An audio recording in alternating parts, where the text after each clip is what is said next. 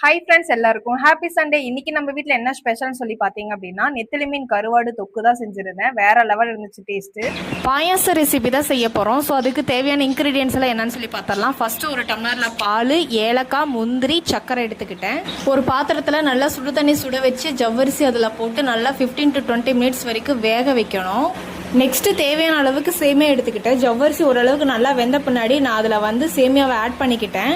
அதுக்கப்புறம் நல்லா ரெண்டையுமே மிக்ஸ் பண்ணணும். ஏன்னா சேமியாவும் ஜவ்வரிசி நல்லா மிக்ஸ் ஆகி ரெண்டுமே நல்லா வெந்து வரணும். ஓரளவுக்கு நல்லா வெந்து சுண்டிருச்சு. ஓகே, இந்த பதத்தில் வந்து நம்ம சர்க்கரை ஆட் பண்ணிக்கலாம். நான் வந்து எனக்கு தேவையான அளவுக்கு எடுத்துக்கிட்டேன். நான் வந்து இதில் 2 ஸ்பூன் போட்டுக்கிட்டேன். உங்களுக்கு எவ்வளோ தேவையோ அந்த அளவுக்கு நீங்களே ஆட் பண்ணிக்கலாம்.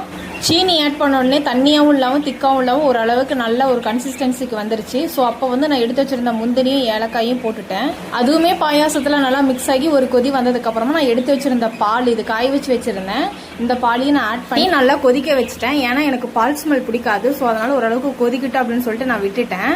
நல்ல ஒரு கன்சிஸ்டன்சிக்கு வந்ததுக்கு அப்புறமா பாயாசத்தை நான் இறக்கிட்டேன். பயங்கர சூடு, ஆனால் ஸ்மெல்லு வேற லெவல். டெம்ட் ஆகிட்டே இருந்துச்சு. சூடாக இருந்தால் தான் குடிக்க முடியும்.